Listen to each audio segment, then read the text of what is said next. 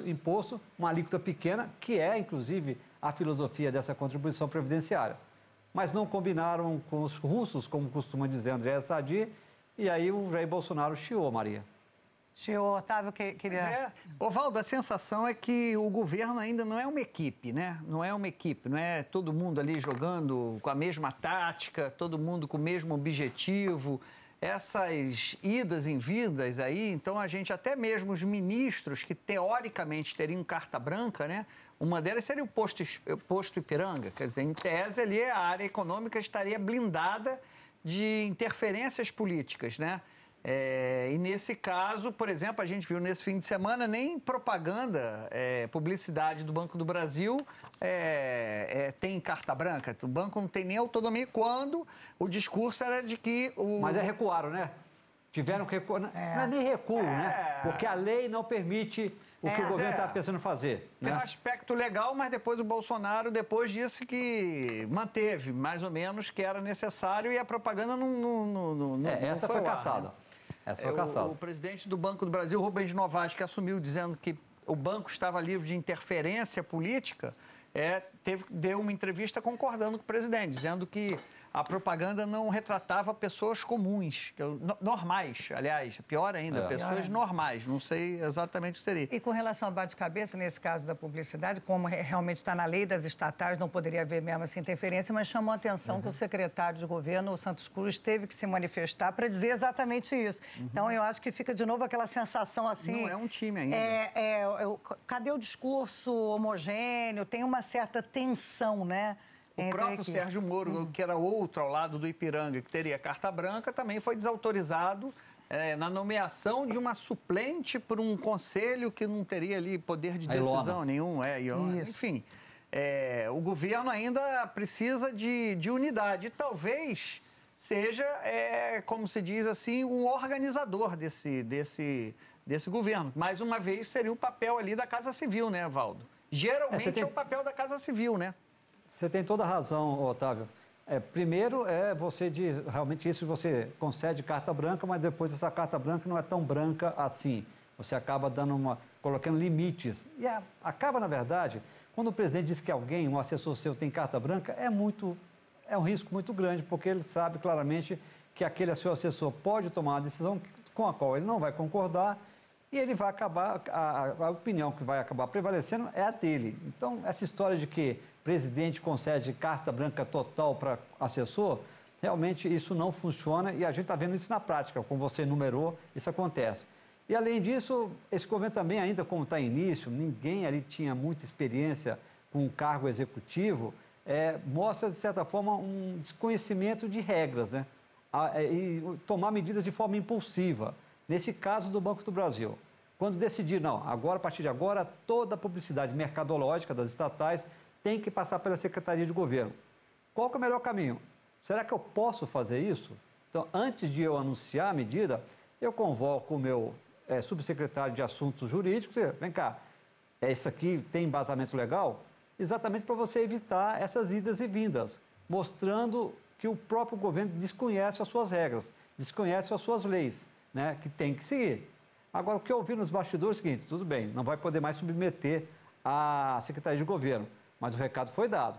Então, todo mundo vai ter que ficar com mais atenção na publicidade, checar para ver se isso vai agradar ou não, ou vai desagradar o presidente da República. Mas você tem razão, Otávio, está tendo muita bateção de cabeça nesse início de governo.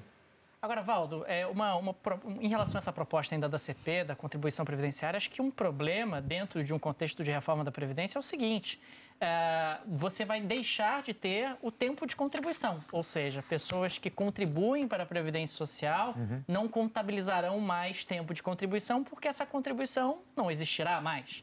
Em contrapartida, outras pessoas que não têm trabalho formal passarão a contribuir para a Previdência Social. Isso está um pouco confuso ainda, né?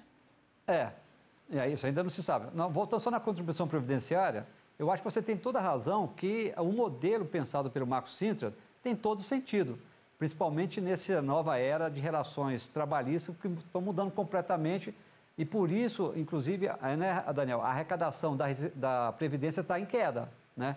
Por causa de desemprego, por causa dessa mudança da relação de trabalho. Então, você tem que mudar. isso vai ter que alterar. E a proposta do secretário tem todo sentido, principalmente quando vier uma reforma da Previdência que vai alterar exatamente essa forma de você arrecadar.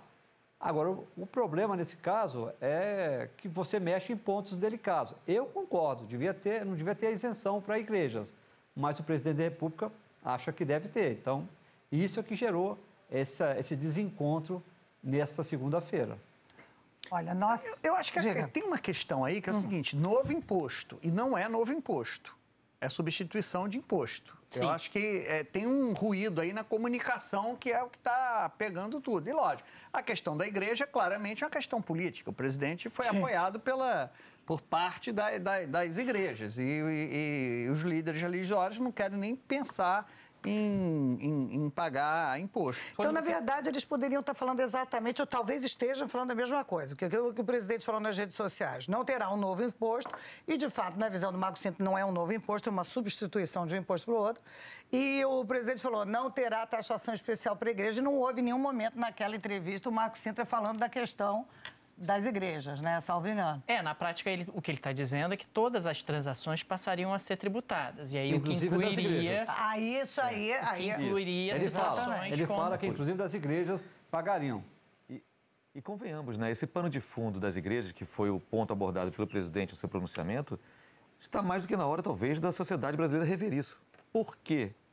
As igrejas e entidades religiosas são isentos de todos os impostos. E todos os impostos, eu estou falando aqui de IPTU, do imposto de renda também, do PIS/COFINS, todos esses impostos. E quando a gente olha, por exemplo, a cidade como Rio de Janeiro e vê a quantidade de imóveis que são de propriedade da igreja, de organizações mantenedoras ligadas à igreja, é uma grandeza. E se for passar para outras religiões, também. Igrejas neopentecostais, igrejas protestantes tradicionais, todas elas são donas de muitos imóveis, muitas vezes de editoras, eventualmente, publicam livros, muitas vezes você tem uma série de serviços que movimentam pagamentos, recebimentos, tudo isso. Dízimo, recebimento de doações. E aí, por que não discutir isso? Dois pesos e duas medidas. Acho que a gente não tem nem a medida do quanto isso representa, no final das contas, em renúncia fiscal. Isso. A gente fica discutindo renúncia fiscal, às vezes, ali na minúcia, mas esse volume disso a gente não tem nem ideia. Esses isentos não são apenas as igrejas. Existem também serviços na área de educação, na área de saúde. Isso é um escopo até bem maior. E exatamente como o Dapiev colocou, a gente não tem nem muita noção de quanto está sendo renunciado dentro desse atual modelo. E se a gente quer continuar assim ou não continuar assim, acho que informação também é necessário. Se a renúncia fiscal recaísse só sobre o trabalho social feito ali pelas igrejas, todas as igrejas, você pode até discutir, eu acho que tem sentido. Mas agora, como disse o Marcelo, uma isenção para todo e qualquer tipo de imposto, aí você acaba virando um negócio. Bem lembrado, olha, a nossa produção está entrando em contato com o secretário especial da Receita Federal, Marco Sintra, mas ainda não obtivemos resposta. Vamos às notícias internacionais.